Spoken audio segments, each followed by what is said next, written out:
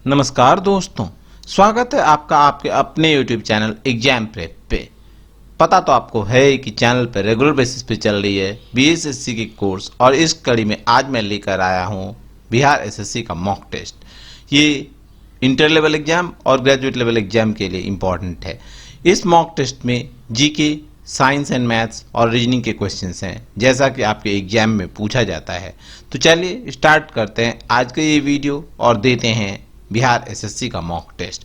लेकिन यदि अभी तक आपने चैनल सब्सक्राइब नहीं किया तो चैनल सब्सक्राइब कर लें, साथ ही बेल आइकन पर क्लिक कर लें, जिससे कि आपको हमारे वीडियोज की नोटिफिकेशन तुरंत मिले जैसे ही नया अपलोड आए।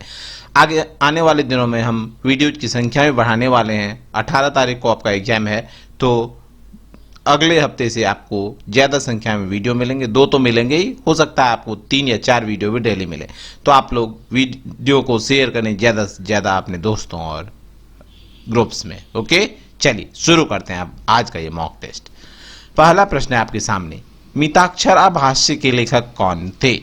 ऑप्शन है आपके सामने, विशाखदत्त, कलहन, कालिदास या फिर विज्ञानेश्वर। क्या होगा सही उत्तर? विशाखदत्त, कलहन, कालिदास या विज्ञानेश्वर? बताइए, सारे बच्चे कमेंट करेंगे अपने अपने आंसर्स। तो बच्चे, इस प्रश्न का जो सही उत्तर है वो क्या है? मिताक्षरा भाष्य के लेखक हैं कौन? तो ये हैं विज्ञानेश्वर। ऑप्शन नंबर डी है इस प्रश्न का सही उत्तर। चलिए आगे बढ़ें। क्वेश्चन है आपके सामने, हुमायूं और शेर खां के बीच लड़े गए युद्धों में से कौन सा युद्ध अंतिम युद्ध था? और आपके ऑप्शंस हैं, पानीपत का द्वितीय युद्ध, बिलग्राम का युद्ध, चौसा का युद्ध या फिर हल्दी घाटी का युद्ध। तो बताइए, कौन सा अंतिम युद्ध था जो लड़ा गया था किसके बीच? हुमायूं और शेर खां। शेर खां का दूसरा नाम क्या है? शेर शाह सूरी। तो इनके बीच लड़ा गया अंतिम युद्ध कौन सा था, ये बताना है आपको। तो बच्चे, इसका जो सही उत्तर होगा वो क्या होगा? वो होगा बिलग्राम का युद्ध। Option number B. चौसा का युद्ध कब लड़ा गया था? ये लड़ा गया था 25 जून 1539 ईस्वी को।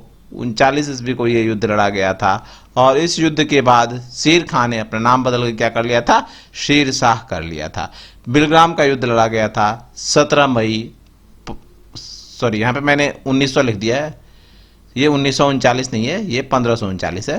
तो और बिलग्राम का युद्ध कब लड़ा गया था? ये लड़ा गया था 17 मई 1540 ईस्वी को। ओके, अगला प्रश्न देखें। चलिए नेक्स्ट क्वेश्चन है, शिवाजी ने अपना राज्यारोहण कब किया? शिवाजी ने राज्यारोहण अर्थात राज्याभिषेक कब किया, ये बताना है आपको। ऑप्शंस आपके सामने हैं, 1654, 1664, 1674 या फिर 1684 ईस्वी में। बताइए इस प्रश्न का सही उत्तर। तो शिवाजी जो थे ये मराठा राज्य के संस्थापक थे। मराठा राज्य की स्थापना की गई थी शिवाजी के द्वारा, और इन्होंने ये कब किया था अपना राज्यारोहण? तो इन्होंने अपना राज्याभिषेक करवाया था 1674 ईस्वी में। और ये किसके द्वारा किया गया था? तो ये राज्याभिषेक किया गया था वाराणसी के प्रसिद्ध विद्वान श्री गंगा भट्ट के द्वारा। गंगा भट्ट ने राज्याभिषेक किया था किसका? शिवाजी का। चलिए अगला प्रश्न देखते हैं। क्वेश्चन है, कामागाटा मारू की घटना किस वर्ष हुई? कामागाटा मारू की घटना कब हुई थी, ये बताना है आपको। और आपके ऑप्शंस हैं आपके सामने। बताइए क्या होगा इस प्रश्न का सही उत्तर?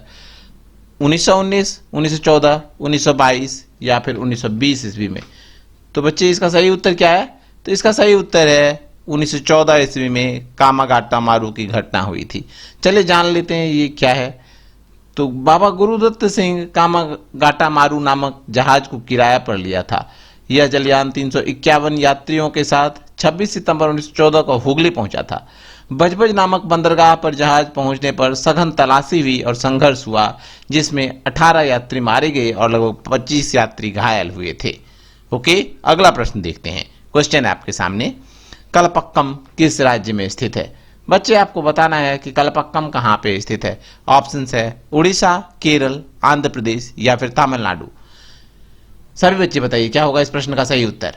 तो बच्चे, इसका जो सही उत्तर है ये क्या है? ये है तमिलनाडु। कलपक्कम कहाँ है? तमिलनाडु में है, और ये नाभिकीय संयंत्र है यहाँ पे, ठीक ना? नाभिकीय ऊर्जा का संयंत्र है। ओके, आगे बढ़े। लीजिए नेक्स्ट क्वेश्चन है, स्वतंत्रता के बाद भारत सरकार ने औद्योगिक नीति की सबसे पहले घोषणा कब की, ये बताना है आपको। और आपके ऑप्शंस हैं आपके सामने, 1948, 1949, 1951 या फिर 1950 ईस्वी को कब की गई थी औद्योगिक नीति की घोषणा, ये बताना है आपको। तो बच्चे स्वतंत्रता के पश्चात भारत की औद्योगिक नीति की घोषणा की गई थी कब? 1948 ईस्वी को 6 अप्रैल को। 6 अप्रैल 1948 ईस्वी को प्रथम औद्योगिक नीति की घोषणा की गई थी। चलिए आगे बढ़ते हैं, देखते हैं अगला प्रश्न। क्वेश्चन है, राज्यसभा के उपसभापति का चुनाव कौन करता है? अभी अभी चुनाव हुआ है राज्यसभा के उपसभापति का। कौन बने हैं राज्यसभा के उपसभापति? तो श्री हरिवंश राय बने हैं क्या राज्यसभा के उपसभापति। तो कौन करता है इसका उपचुनाव, ये बताना है आपको। बताइए क्या होगा सही उत्तर? राष्ट्रपति, प्रधानमंत्री, संसद के दोनों सदनों के सदस्य या फिर राज्यसभा के सभी सदस्य? तो बच्चे इस प्रश्न का जो सही उत्तर होगा वो क्या होगा? वो होगा राज्यसभा के सभी सदस्य करते हैं राज्यसभा के उपसभापति का चुनाव। अगला प्रश्न देखते हैं। क्वेश्चन है, संजय लीला भंसाली द्वारा निर्देशित देवदास फिल्म में चंद्रमुखी का रोल किसने किया था? चंद्रमुखी का रोल किसने किया था ये बताना है आपको। बताइए क्या होगा सही उत्तर इस प्रश्न का? ऐश्वर्या राय, माधुरी दीक्षित, कंगना रनौत या फिर दीपिका पादुकोण? तो बच्चे इस प्रश्न का जो सही उत्तर है वो क्या है? वो है माधुरी दीक्षित। माधुरी दीक्षित ने चंद्रमुखी का रोल किया था और ऐश्वर्या राय ने किसकी भूमिका निभाई थी? तो ऐश्वर्या राय ने भूमिका निभाई थी किसकी? पारो की। और देवदास कौन थे बने? देवदास ये फिल्म जो है ये शरत चंद्र चट्टोपाध्याय के उपन्यास देवदास पर आधारित थी और देवदास की भूमिका निभाई थी शाहरुख खान ने। ओके, अगला प्रश्न देखते हैं। क्वेश्चन है, प्रथम एशियाई खेलों में कितने देशों ने भाग लिया था?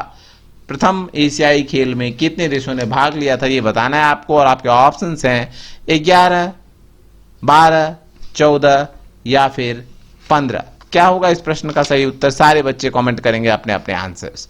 Very very important questions. ये सारे क्वेश्चन बहुत ही इंपॉर्टेंट है बिहार एसएससी एग्जाम्स के लिए, अच्छे से याद कर लीजिए। तो प्रथम एशियाई खेलों में कुल 11 देशों ने भाग लिया था। कहां हुआ था ये? तो ये हुआ था भारत की राजधानी नई दिल्ली में, दिल्ली कह सकते हैं, नई दिल्ली कह सकते हैं। और कब हुआ था ये? तो ये हुआ था 1951 ईस्वी में। ओके, आगे बढ़े। लीजिए नेक्स्ट क्वेश्चन आपके सामने है, मैड्रिड किस देश की राजधानी है? मैड्रिड कौन से देश की राजधानी है ये बताना है आपको। ऑप्शन है फ्रांस, रूस, स्पेन या फिर जापान। तो मैड्रिड जो है ये राजधानी है किसकी? जान लेते हैं, बाकी देशों की भी राजधानी जान लेते हैं। फ्रांस की राजधानी है पेरिस, रूस की राजधानी है मॉस्को, स्पेन की राजधानी है मैड्रिड, ऑप्शन सी हुआ सही उत्तर, और जापान की राजधानी है टोक्यो। Okay, clear. चलिए आगे बढ़े। नेक्स्ट क्वेश्चन है आपके लिए, बिहार राज्य के पश्चिमोत्तर कोने पर हिमालय की एक छोटी श्रेणी है, इसे क्या कहते हैं? पश्चिम उत्तर के कोने पे हिमालय की एक छोटी श्रेणी है, इसे किस नाम से जाना जाता है ये बताना है आपको। और आपके ऑप्शन है आपके सामने, सोमेश्वर की पहाड़ी, बराबर की पहाड़ी, राजमहल की पहाड़ी या फिर कैमूर की पहाड़ी। क्या होगा इस प्रश्न का सही उत्तर? सारे बच्चे कमेंट करके बताएं अपने अपने आंसर्स। तो बच्चे इसका जो सही उत्तर है वो है कैमूर की पहाड़ी। ओके, अगला प्रश्न देखते हैं। क्वेश्चन है, बिहार राज्य के लगभग कितने क्षेत्र पर वन आच्छादित हैं? अर्थात कितने क्षेत्रों पर वन पाए जाते हैं बिहार में, ये बताना है आपको। ऑप्शंस हैं 10 से 15%, 15 से 20%, 20 से 25% या फिर 25 से 30%। तो बिहार राज्य के कुल लगभग 15 से 20% क्षेत्रों पे वन पाए जाते हैं। आगे बढ़ें। लीजिए नेक्स्ट क्वेश्चन है आपके सामने, निम्नलिखित में से सबसे अधिक विशिष्ट ऊष्मा किसकी होती है? आपको बताना है कि जल, अल्कोहल, मिट्टी का तेल या तांबा में सबसे ज्यादा विशिष्ट ऊष्मा किसकी होती है? तो बच्चे इस प्रश्न का सही उत्तर क्या होगा? तो जल जो है इसकी विशिष्ट ऊष्मा सबसे ज्यादा होती है, बाकी के कंपैरिजन में अल्कोहल, केरोसिन तेल और तांबा के वनस्पत। अगला प्रश्न देखते हैं। क्वेश्चन है, ट्रिप्सिन का निर्माण कहां होता है? ट्रिप्सिन का निर्माण कहां होता है? बताइए क्या होगा इस प्रश्न का सही उत्तर? ए, बी, सी या डी? लाल ग्रंथि में, अग्न्याशय में, आंत में या फिर लीवर में? तो बच्चे ट्रिप्सिन का निर्माण होता है आंत में। कहां होता है? आंत में। ओके, आगे बढ़े। लीजिए नेक्स्ट क्वेश्चन ये रहा, प्रकाश वर्ष किसका मात्रक है? प्रकाश वर्ष किसका मात्रक है? क्षेत्रफल, चाल, समय या दूरी? तो वर्ष है तो किसका मात्रक होगा? समय का मात्रक होगा। लेकिन ऐसा नहीं है बच्चे, प्रकाश वर्ष जो है ये दूरी का मात्रक होता है। किसका मात्रक होता है? दूरी का मात्रक होता है। 9.46 गुना 10⁻15 मीटर बराबर 1 प्रकाश वर्ष। ओके, अगला प्रश्न देखें। लीजिए नेक्स्ट क्वेश्चन है आपके लिए, पारिस्थितिक तंत्र में उच्चतम पोषण स्तर किसे प्राप्त होता है? उच्चतम पोषण स्तर किसे प्राप्त होता है? और आपके ऑप्शंस हैं शाकाहारी, अपघटक, मांसाहारी या सर्वाहारी। तो सबसे उच्चतम स्तर पे क्या होगा? इसमें सर्वाहारी होगा।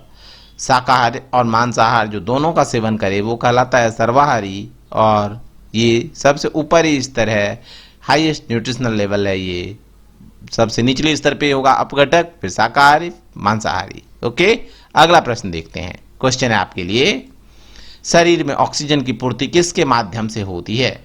शरीर में ऑक्सीजन की पूर्ति किसके माध्यम से होती है? श्वेत रक्त कणिकाएं अर्थात WBC, लाल रक्त कणिकाएं अर्थात RBC, बड़ी आंत लार्ज इंटेस्टाइन, या फिर इनमें से कोई नहीं, नन ऑफ द अबव। और सही उत्तर क्या होगा इसका? तो शरीर में ऑक्सीजन की पूर्ति होती है RBC के द्वारा, लाल रक्त कणिकाओं के द्वारा। लीजिए अगला प्रश्न ये रहा, सोरा जो बारूद बनाने के काम आता है का रासायनिक नाम बताना है आपको। सोरा का नाम, रासायनिक नाम बताना है। Potassium sulphate, potassium chloride, potassium nitrate या फिर पोटेशियम कार्बोनेट? तो बच्चे सोरा का रासायनिक नाम क्या है? Potassium nitrate. Option number C है इस प्रश्न का सही उत्तर। ये एक प्रकार से बारूद है। ओके, अगला प्रश्न देखते हैं। क्वेश्चन है, पेनिसिलिन प्रतिजैविक निम्न में से किससे मिलता है? पेनिसिलिन जो है प्रतिजैविक वो किससे मिलता है? जीवाणु, विषाणु, कवक या फिर संश्लेषित साधन? किससे प्राप्त होता है पेनिसिलिन? तो बच्चे पेनिसिलिन प्राप्त होता है कवक से। किससे मिलता है? कवक से, फंजाई से मिलता है पेनिसिलिन। आगे बढ़े। लीजिए नेक्स्ट क्वेश्चन ये रहा, शराब के अत्यधिक उपभोग से क्षति होती है। किसकी क्षति होती है? शराब के अत्यधिक उपभोग करने से, ज्यादा इस्तेमाल करने से क्या खराब हो जाता है? यकृत, गुर्दा, हृदय या फेफड़ा? बताइए इस प्रश्न का सही उत्तर। आप लोग सभी बच्चे बताइए। यकृत, हृदय, गुर्दा या फेफड़ा, किसको सबसे ज्यादा क्षति पहुंचती है? तो शराब के ज्यादा इस्तेमाल से क्षति पहुंचती है किसको? बताओ सारे बच्चे बताओ। तो सबसे ज्यादा क्षति पहुंचती है, बताओ बताओ जल्दी बताओ। यकृत को, यकृत को क्षति पहुंचती है, लीवर को सबसे ज्यादा क्षति पहुंचती है। ओके, अगला प्रश्न देखें। लो नेक्स्ट क्वेश्चन है, यदि मैं दक्षिण की ओर अपना दायां हाथ फैलाकर खड़ा हूं तो बताइए कि मेरी पीठ किस दिशा में है? यानी कि एक व्यक्ति खड़ा है, हाथ को फैलाए हुए है, तो उसका जो दायां हाथ है वो किधर है? वो दक्षिण की ओर है, ये बोल रहा है क्वेश्चन। तो पीठ किधर होगा? तो देख लीजिए, ये है व्यक्ति, इसके दो हाथ बना देता हूं मैं, एक हाथ ये हुआ और एक हाथ ये हुआ। तो बोल रहा है कि दायां हाथ, ये व्यक्ति है, व्यक्ति है खड़ा, व्यक्ति के दोनों हाथ हो गए, ये हो गए, एक हाथ इधर फैला लिया, एक हाथ इधर फैलाया। ये कौन सा हाथ है? ये है दायां हाथ। दायां हाथ बोल रहा है दक्षिण की तरफ। दक्षिण समझते हैं ना, नीचे की तरफ दक्षिण होगा, तो दायां हाथ हो गया इधर की तरफ। तो इसका मुंह किधर हुआ? ये इधर खड़ा है तभी तो दायां इधर होगा ना। देखो सामने की तरफ खड़ा होगा, ऐसे खड़ा हो जाएगा, तो इसका दायां हाथ हो जाएगा दक्षिण की तरफ। मुख हो गया इधर, तो पीठ किधर होगा? पीठ जो है ये होगा इस साइड, पीठ हो जाएगा इधर। तो कौन सा दिशा है ये? तो पीठ होगा इसका पश्चिम की तरफ। ओके, ऑप्शन नंबर डी हुआ इस प्रश्न का सही उत्तर। क्लियर? चलो अगला प्रश्न देखो। क्वेश्चन है, दिए गए विकल्पों में से उस शब्द को चुनिए जो गवर्नमेंट शब्द के अक्षरों से नहीं बनाई जा सकती है। आपको बताना है कि गवर्नमेंट शब्द के विभिन्न अक्षरों का प्रयोग करके इन चारों में से कौन सा शब्द नहीं बन सकता है। कमेंट करो सारे बच्चे अपने अपने आंसर्स। चलो देखते हैं कौन सा नहीं बनेगा। MERT VETERGE मर्ज बन गया ऑप्शन नंबर डी। अब देखो VETERAN तो ए जो है ये इसमें नहीं है, ए नहीं है इसमें कहीं भी, तो हमारा जो सही उत्तर होगा वो होगा ऑप्शन नंबर सी वेटेरन। ए नहीं आया है गवर्नमेंट में, इसीलिए ये अक्षर नहीं बनेगा।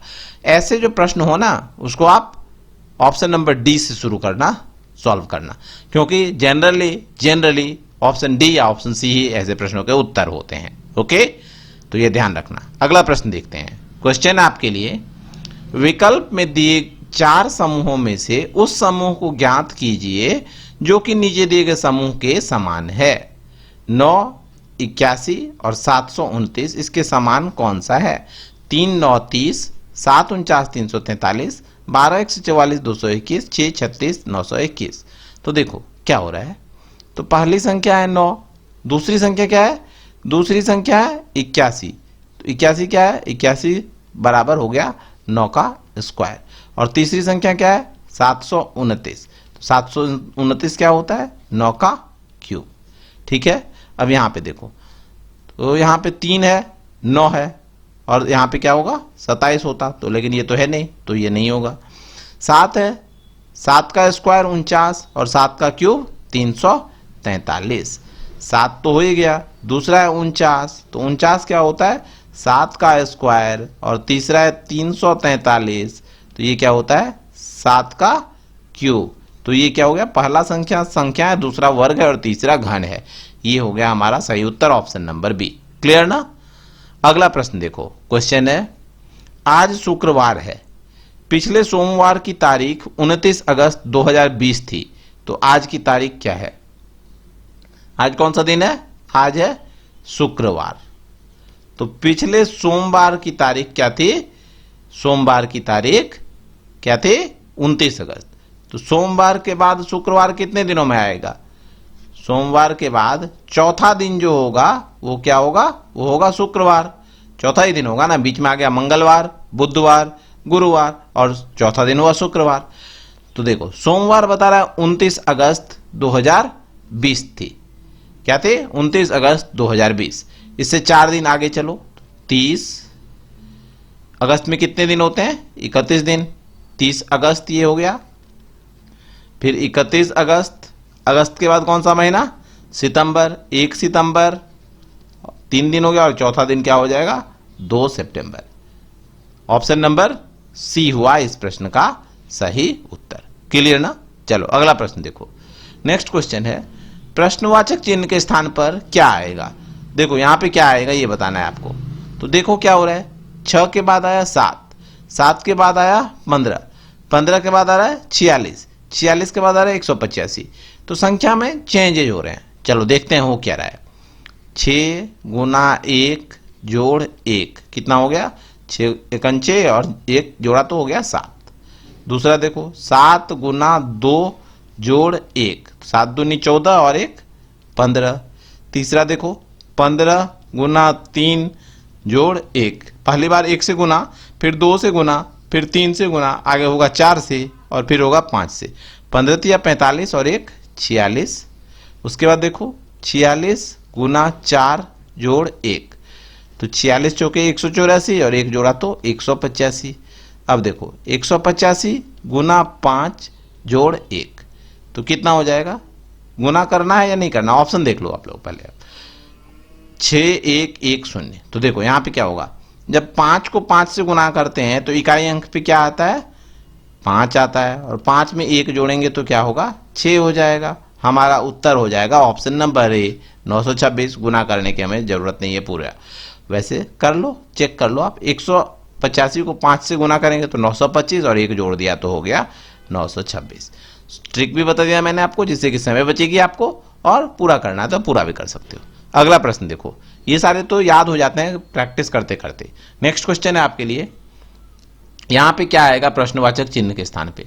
देखो क्या हो रहा है, ZTOKH। तो यहां पे बताना है क्या होगा। तो क्या करते हैं, सबका क्रमांक लिख लेते हैं। तो क्रमांक क्या है? 26। जेड का, जेड 26वां अक्षर है, T 20वां, O 15वां, के 11वां, H 8वां। तो क्या देख रहे हो, देखो 26 में से 6 माइनस हुआ तो आ गया 20। 20 में कितना माइनस हुआ, 5 माइनस हुआ, 6 के बाद 5 माइनस। अब यहाँ पे क्या हो रहा है, यहाँ पे 4 माइनस, यहाँ पे क्या हो रहा है 3 माइनस। अब 8 में से कितना माइनस करोगे बताओ, 8 में से कितना माइनस करोगे, यहाँ पे 3 हुआ है, 6 5 4 3, तो अब 2 माइनस करो। तो छठा अक्षर कौन सा होता है, छठा अक्षर होता है एफ। एफ हुआ छठा अक्षर, हमारा उत्तर हो गया ऑप्शन नंबर बी। क्लियर ना। चलो अगला प्रश्न देखो, निम्न में से कौन सा शब्द शब्दकोश में तीसरे स्थान पर आएगा, थर्ड पोजीशन पे कौन सा शब्द आएगा ये बताना है। तो डिक्शनरी यूज करते हो ना आप लोग, कभी ना कभी तो किया ही होगा। तो देखो 3 अक्षर जो है ये सब में सेम है, CHA CHA CHA। तो यहां तक हमें कुछ भी नहीं करना है, हमें देखना है अब चौथा अक्षर। चौथा अक्षर देखो, इसमें क्या है, इसमें है R, इसमें क्या है, इसमें है S, इसमें क्या है S है, और इसमें क्या है R है। तो 2 है R और 2 है S, 2 R है और 2 है S। हमें तीसरा अक्षर निकालना है। तो देख लो, या तो ये हो जाएगा 1 या 2, और दूसरा जो है वो ये हो जाएगा 1 या 2, ये दोनों हो जाएगा, ठीक है ना। तो 1 2 तो निकल गया, अब हमें निकालना है 3 और 4 पे कौन सा आएगा। तो अब देखो S M और S E है, तो S दोनों में कॉमन है, तो ये हमको फिर नहीं देखना है। बाकी क्या देखना है, E पहले आता है या M पहले आता है बताओ। तो E पहले आ जाता है, तो ये जो हो जाएगा चेज, ये हो जाएगा तीसरे स्थान पे। हमारा उत्तर हुआ ऑप्शन नंबर बी। क्लियर ना, समझ आ रहा है ना। चलो अगला प्रश्न देखते हैं। प्रश्न है, षट्भुज का प्रत्येक कोण कितने डिग्री के बराबर होता है। इंपॉर्टेंट क्वेश्चन है, तो बताओ क्या होगा। तो n भुजा के जो बहुभुज होते हैं ना, उसके अंतः कोण का योग क्या होता है, n भुजा के बहुभुज के अंतः कोण का योग, अंतः कोण का जो योग होता है वो कितना के बराबर होता है, वो होता है 2n-2 इंटू 90 डिग्री।